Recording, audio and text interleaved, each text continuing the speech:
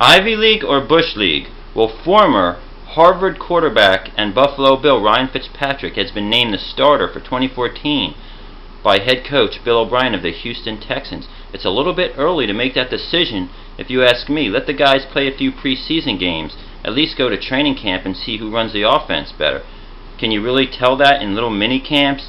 Fitzpatrick has had a questionable career. He was given a lot of money by the Bills after he came in as a backup and won some games, but he's never won more than 6 games in any of the years as a starting or backup quarterback in the NFL. In fact, they've only won 1/3 of the roughly 77 games that Fitzpatrick has played.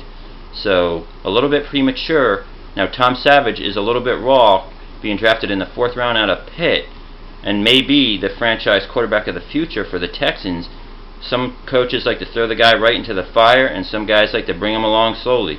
There's no really right way or wrong way, but the question is, for Andre Johnson, the wide receiver, who hasn't decided whether he wants to show up this year and help the Texans, is this guy, Ryan Fitzpatrick, going to help us contend and counterbalance that potentially championship level defense? Because it's been said through sources that Andre Johnson does not want to be part of any kind of a rebuilding process. He wants to be on a contender in the twilight years of his career.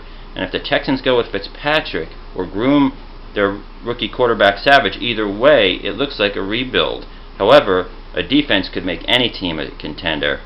And they weren't that good last year, but when you put Jadeveon and Clowney on the other side of J.J. Watts, that's going to wreak a lot of havoc and make a lot of cornerbacks look like cover corners this year in Houston. Now, one thing that's going on with Clowney is he just had some minor surgery, but apparently he should be ready for training camp. You never want to see your first-round pick that you just made a very rich man and who has a lot of expectations get surgery this early in his career, but as it's been reported, it's minor. So there you have it. The Texans name Ryan Fitzpatrick, their starting quarterback, as well as release T.J. Yates, by the way, the one of the 2 quarterbacks, or at least a quarterback who led them to a playoff win a couple years back. So the pressure is on the former Harvard alum, who, according to Bill O'Brien, probably has the acumen to take this complex offense that he brings from Penn State, and as a former mentor to Tom Brady, does Bill O'Brien. But I digress. In other NFL news around the minicamps in the NFL, you have a couple of holdouts. Marshawn Lynch did show up, however he didn't practice or participate. That's better than nothing. He's got a couple years left on his deal, at least, so it's hard to renegotiate from that standpoint. Another guy in Lynch's boat over in San Francisco is tight end Vernon Davis, who really doesn't have a leg to stand on. He's got 2 years left on his deal.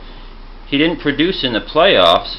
He's worried about, I guess, the fact that he's getting older, and maybe Colin Kaepernick hadn't got him the ball enough. But that's really neither here nor there. Davis didn't show up at all, and according to head coach Jim Harbaugh, that's not the 49ers' way. And of course, back in Houston, Andre Johnson, it's still questionable whether he will return to the team. If you want to come over to Philadelphia, Chip Kelly likes big players at that position. Go Eagles. Good luck, Texans. We'll see what happens.